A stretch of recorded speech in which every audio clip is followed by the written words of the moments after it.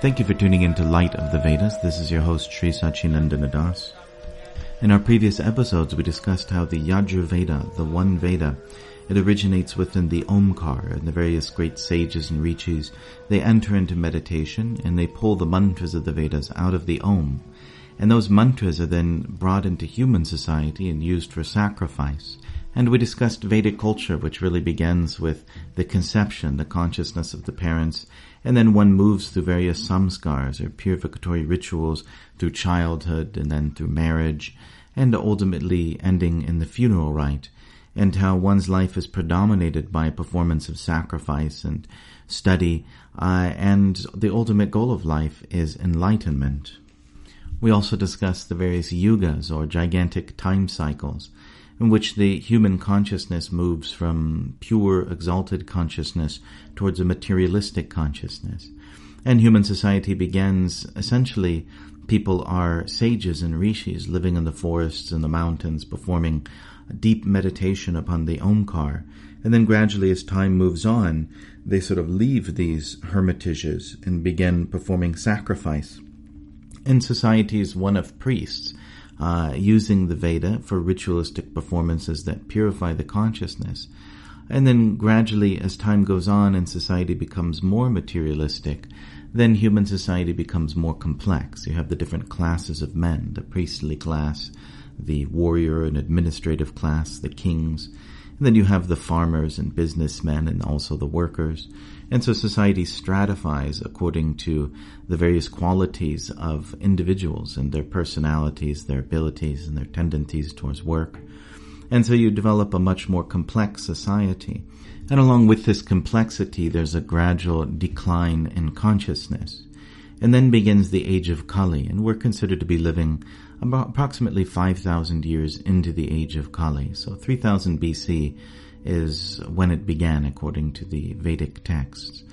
And so this is a time when human consciousness begins to degrade very severely into materialism.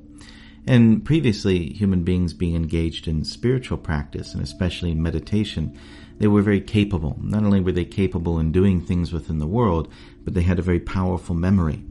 In fact, at that time, the Vedas were not written down. They were simply memorized and passed down from word of mouth, generation after generation. So the intelligence was very strong.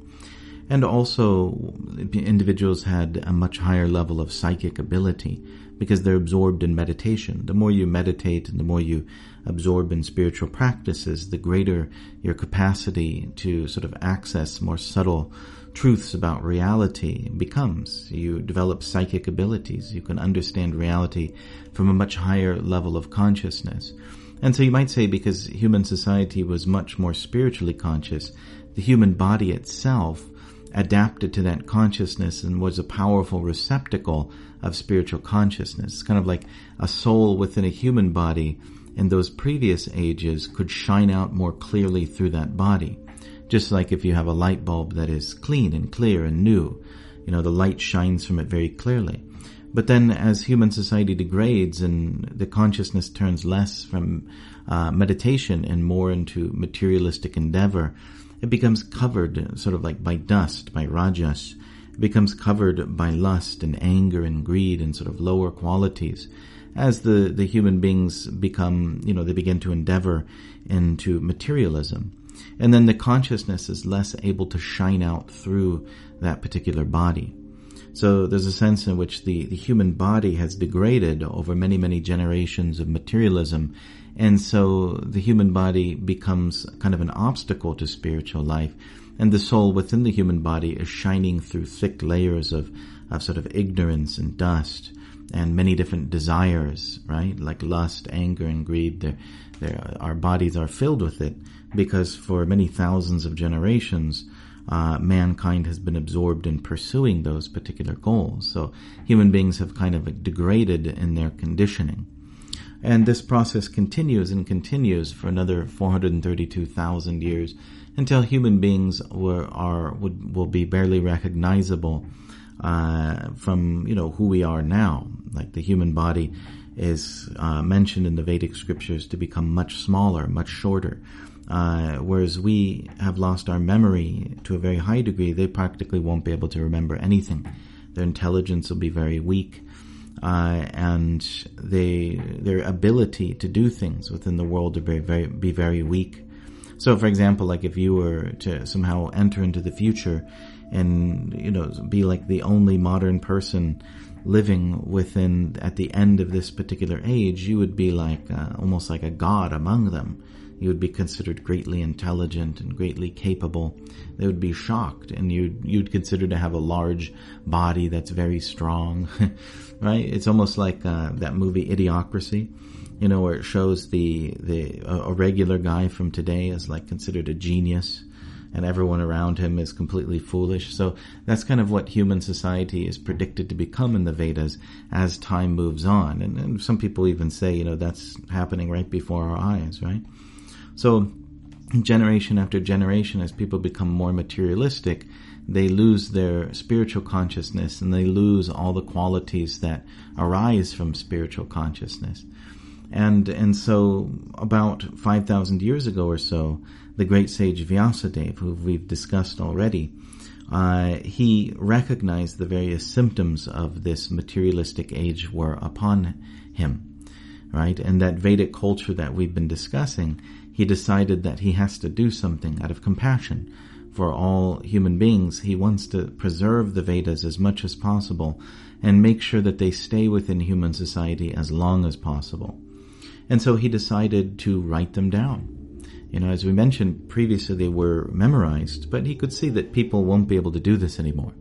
And so he decided to write down the Vedas. And furthermore, he decided to divide them up into different portions and then establish spiritual or religious schools, disciplic successions, in order to carry that information into the future. So there in his ashram, in Bhadrak Ashram in the Himalayas, the sage Vyasadeva took upon himself the great work of taking all of those Vedic mantras, which are memorized and passed down through generations, and then writing them down. And so traditionally, when one utilized the Veda to perform ritualistic sacrifices or yajnas, there were 4 different priests involved. There was the Hotri, who was a priest that who would offer the oblations into the sacrifice. If you picture one of these fire sacrifices, you have the fire blazing like a campfire, and one of the priests is offering ghee or clarified butter with a spoon into the fire. And so that's the Hotri. And then you have the Udgata, who's the one who actually chants the mantras. He's the one actually reciting the mantras of the Vedas. And then you have the Advaryu, is a priest who actually, he's there and he kind of watches over the sacrifice and makes sure that the sacrifice is going properly. He listens to all the mantras, makes sure everything is done according to the rules. If there's a mistake, he'll stop it and they'll back up and go again. And so he's kind of in charge, making sure that all the formulas are performed properly. And then also you have the Purohita, or the Brahmana, who he is there. He's sort of familiar with different magical spells and things like that are utilized in the sacrifice, especially to protect the sacrifice and to make sure that it goes on properly. So these 4 different priests were used in all the Vedic sacrifices. And so when Vyasadeva, when he divided the Vedas and wrote them down, he divided them up sort of in accordance with the 4 priests. So the Rig Veda is associated with the Hotri priest. The Sama Veda is associated with the Ugatri, and then the Yajur Veda is associated with the Advaryu, and then finally the Atharva Veda is associated with the Purohita. And so in this way he divided the Vedas into 4 according to the 4 different types of priests. So the Rig Veda, it's a compilation of prayers to the gods. If you ever get a chance to take a look at it, it's a very long scripture. It's very difficult to understand. It's a very ancient form of Sanskrit. But basically you're offering prayers to various gods such as Indra and Agni and Varuna and Mitra. And the idea here with these sacrifices is they weren't just rituals. It was like you're actually inviting the gods down, and you're inviting them almost to a party, and all the different aspects of the Vedas were used in these sort of parties. For example, you have the priests are offering prayers to them and inviting them to come, offering oblations into the fire for them, and there's even like a place set for them to come. And so in previous ages, the idea was, they would actually see, after, performing the ritual properly, they would actually see a god come down, right? And then they would offer him, like to wash his mouth and wash his feet and like welcome him. And they would offer prayers to the god and try to satisfy the god. And then, when the god is satisfied, then they ask for benediction, and sometimes they would also have entertainment, because it's considered the god is right there. So they would have music and art, and they would have theater and all these different things right in the midst of the sacrifice. It wasn't just sort of like a boring sacrifice of people chanting mantras. They had theatrical performances and entertainment going on for the gods. And much of the theater and music and art and dance and all of these things that are there within India, that originate in Vedic culture, they actually come from these sacrifices. And so, and after the sacrifice, the god is then, you say goodbye, right? So it's really you're welcoming sort of like a great personality into your assembly. You're worshiping them and glorifying them and satisfying them, entertaining them, and also feeding them, and then asking for a benediction and saying goodbye. And that's basically what a sacrifice is. So the Rig Veda is the different mantras which are used to praise the god when the god arrives. And the mantras are chanted in a certain meter known as svaras. It's basically of the 7 notes, do, re, mi, fa, sol, la, ti, do. Then the svaras are composed of 4 notes. And so the chanter will go up and down in their chanting amidst these 4 notes. And here is an example of this. It's a small portion of the Purusha Sukta from the Rig Veda.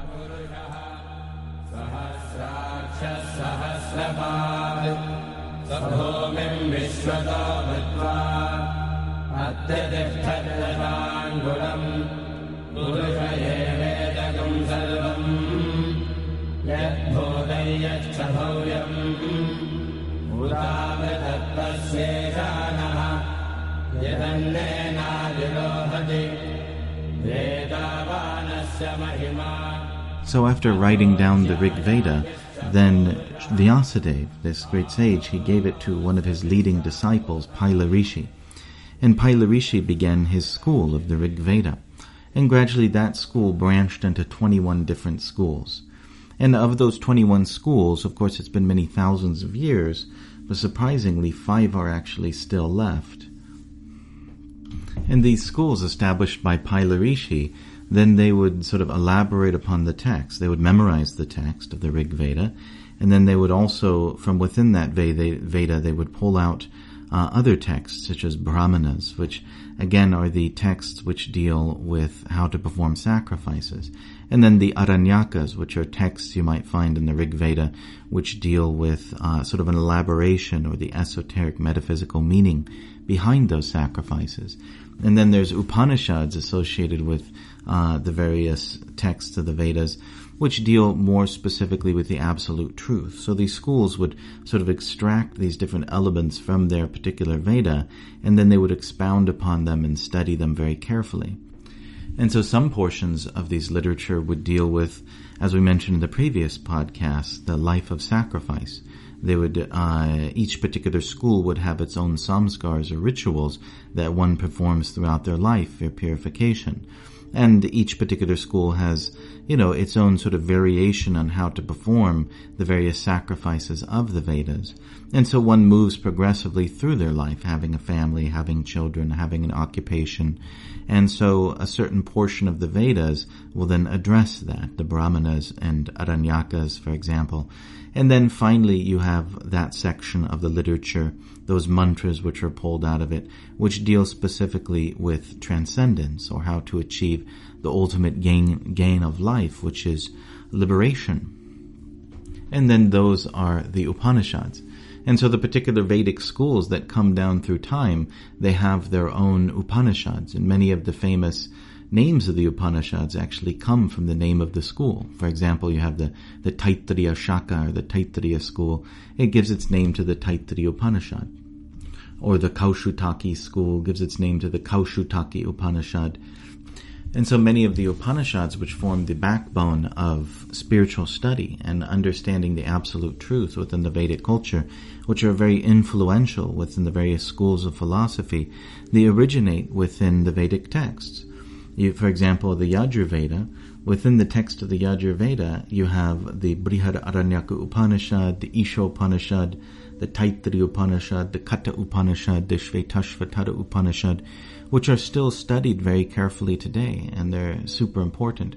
So they come down to us, they're sort of brought out of that text, and then come down to us through these different schools, these shakas. And a shaka means a branch, just like if you have a tree without leaves, and it's reflected on a lake or something like that, an upside-down tree. So similarly, this tree of the Vedas, its trunk originates in Vyasa, the sage Vyasa, and it comes down into many, many hundreds and thousands of branches. So these are called shakas, or schools. And it's through these schools that the Vedas come down to us. So when you look at Hinduism, or you look at Vedic culture, this is just the remnant of what was passed down through these shakas. And originally the Vedic literature, as Vyasadeva wrote it down, was immense. There was actually 4,420 different texts, and now there's only 6% of that is left. So over 5,000 years, it's diminished to where there's just a small portion left, but it's from that portion, which even to this day is diminishing, that we get the Vedic culture as we know it. So in the same way that Vyasadeva wrote down the Rig Veda, or that portion of the Veda which is to be the Rig Veda, and gave it to his disciple Pila, so he also did that with the Sama Veda, and he gave it to his disciple Jaimini Rishi. And so Jaimini Rishi was very productive. He established 1,000 schools. And the Sama Veda is essentially the Rig Veda set to music. It's the same prayers as the Rig Veda, but then instead of chanting it in only 4 notes, it's being chanted in all 7 notes. And so it's being sung, and it's being accompanied by music and oftentimes by dance performances. So as we said, when you chant these mantras and you bring down the gods and welcome them, you throw them a party. And so those same mantras of prayer are then sung as a song to the gods, and there's dancing and there's art, and there's, various cultural exhibitions for the pleasure of the exalted guest. And so, and this is actually the origin of Gandharva Veda, or the science of music and dance within the Vedic culture. And so of those 1,000 schools, only 12 are left. And this was the Veda that was used by the Udgatri, or the individual who's chanting while the sacrifice is being performed, that particular priest. And so similarly, that portion of the Vedas which was used by the Advaryu, that priest who kind of watches over the sacrifice and makes sure everything is done properly, that was then brought out and written down by Vyasa as the Yajur Veda.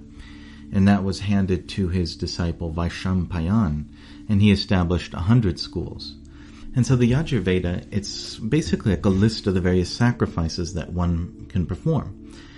There's the Agnihotra sacrifice, which is kind of like the small daily sacrifice that individuals will perform in their home. There's other larger sacrifices that may be performed on a regular basis, such as the Dasha Purnima and the Soma Yajna.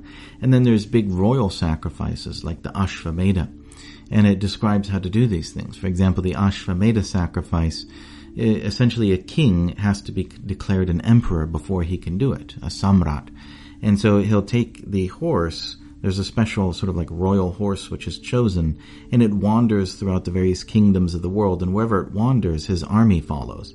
And the army will, request that the local king will submit to the emperor, and if they don't, then they'll fight, right? And so in this way, following the horse, the army will subjugate all the other kingdoms around, and then once everyone recognizes his supreme authority, then he can perform this particular sacrifice.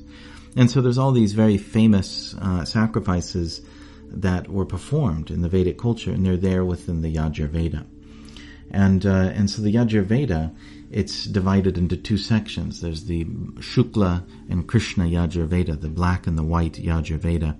And so the black Yajur Veda, it's kind of like the mantras, or sort of everything is mixed together and the Vedas disorganized in a certain way. And then the white, the Shukla Yajur Veda, is that it's the same thing, but essentially the mantras are organized very nicely. And so from these two different versions, the Shukla Yajur Veda and the Krishna Yajur Veda, all these different schools come down. And of these schools, these 100 schools, 86 of them are left. And the Yajur Veda is also associated with the Dhanar Veda, or sort of like the military arts within the Vedic culture, as well as the Sthapatya, the architectural arts, like how to build temples, how to construct the arena of sacrifice, how to build the kunda, or the place, where the sacrifice will be performed. All of this is done according to very strict ritualistic rules.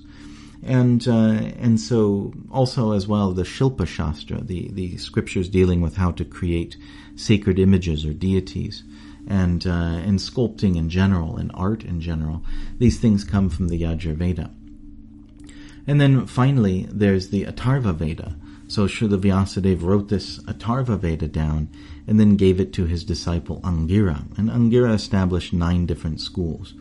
And the Atharva Veda is basically magical spells, like it's many different things. There's all sorts of stuff in there, including like religious medicine, mantras to cure people and things like that of diseases, but also mantras for protection, like protection of the sacrifice. For example, if a female Rakshasa or demon attacks the sacrifice, you can chant these mantras and offer grains into the fire, and the demon will be expelled, right? So there's kind of like the exorcism of the sacrificial arena, and the healing of anyone, who may need to be healed, right? Using mantras and using different forms of ritual.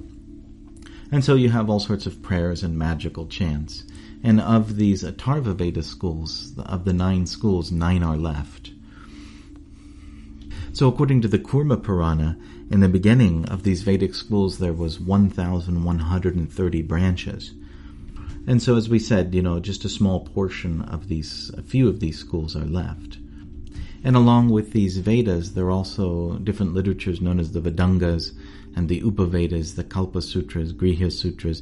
These different types of scriptures, they deal with sort of like basic educational things, like, for example, how to pronounce the mantras, how to properly chant them, and how to perform the sacrifices, how to write, like the whole science of grammar, as well as dictionary, like what are a whole compendium of the various Sanskrit words. And then also included within these Vedangas is astronomy and astrology, which were used in performing sacrifice. So, whenever a sacrificial arena is being constructed and whenever a sacrifice is being performed, they pay very close attention to the movements of the stars, and everything is going to be timed perfectly. And it's a very important part of the ritual. It has to be done at exactly this particular astronomical time, and these planets have to be exactly positioned here or there. And so there's various rigorous rules about that. And so the priests were expected to understand astronomy and astrology. In fact, they even had astronomical viewing towers and things like that just for that purpose. So most of the sciences, including grammar and art and all these different things, they actually come from this practice of sacrifice. And also the priests would have to learn to chant the meters properly. This was considered very, very important. In fact, there's many instances in the stories of the Puranas, etc., where it's like someone may mispronounce a particular mantra while chanting, and it will have a horrible effect. Somebody means to summon, somebody's trying to summon a demon to kill someone or to attack a god or something like that, and they mispronounce one particular syllable, or the syllable is meant to be chanted for a certain length of time, like 2 seconds, but they chant the syllable for 1 second instead, and then all of a sudden, instead of having a demon being born to kill the god, you have like a god being born to kill a demon or something like that. There'll be like a total twisting of the meaning. So it's very, it's kind of like these rituals are very technical. And just as we put, in modern society, we put so much emphasis on putting together machinery and, sort of like engineering things, houses and buildings and technology in a very careful, precise, mathematical way. So similarly in Vedic culture, they applied their own sort of technical nature into performing sacrifice. And just as we, say you're building like you're colliding atoms against each other in one of these gigantic colliders. So, the mathematical precision has to be very, very careful. They're trying to get a certain fruit from their work, and they have to do everything very precisely in order to get that. So it's the same thing in the Vedic culture. They're technocrats, like they're really working very hard in almost like a scientific way to perform these rituals very, very carefully, and then down to the pronunciation has to be extremely proper, and there can be no mistakes. So it's like you're applying this kind of scientific approach to ritual. And the idea is that you're going to interact with the gods, and if you do it properly, you're going to get a result. So this is sort of like how they applied their tendencies towards materialism. If they wanted some material thing, they would approach the gods. But the way they approached it was with extreme technical precision and like a very, you might say in order for these rituals to work right, they have to be perfect. Otherwise, they're not going to be accepted by the gods, and there's going to be no result. And oftentimes, there's a tremendous amount of money put into it. There's like gold ornaments, the gold plates, and all the different instruments of sacrifice are made of gold, and there's so many donations of cows have to be made during the sacrifice. And so there's a lot of money riding on it as well. Like if you somehow make a mistake, then you're sort of like wasting all of this energy and effort and money that you're putting into the sacrifice. And so the individuals performing the sacrifice had to be trained very carefully in these various sciences, these Upavedas and Vedangas, which are supporting the whole system of sacrifice. It's like making them expert at performing. They're highly educated in being expert at performing these sacrifices, so that when they perform them, they're performed right and there'll actually be a result. And so most of these sacrifices, they're not performed today, specifically because there's nobody qualified to do them. No one is trained up in the Vedangas. They're not trained in grammar and pronunciation and meter, nor do they have the personal qualifications of purity that are required. I mean, the qualifications for purity begin even before you're born. Like your parents have to conceive you in proper consciousness for you to be able to perform these sacrifices. So because most of these qualifications aren't there, therefore these Vedic sacrifices have basically stopped. I think the last Samaveda sacrifice was performed sometime in the 1980s. And there's like a very, very strict way in which priests are supposed to train up the future generation. And so nobody was trained up. It was basically, they couldn't hand the priesthood to perform the ritual properly anymore because too few people were being trained up. So there's a lack of interest as well. And so over time, that takes its toll. And gradually you have nobody qualified to perform the sacrifice. So most of these sacrifices have stopped for that reason. So thank you very much for listening. If you found value in this, please like and subscribe. If you're listening on iTunes, please visit srisachinandana.com/iTunes and leave a positive review. Thank you again, and we hope you'll join us next time on Light of the Vedas.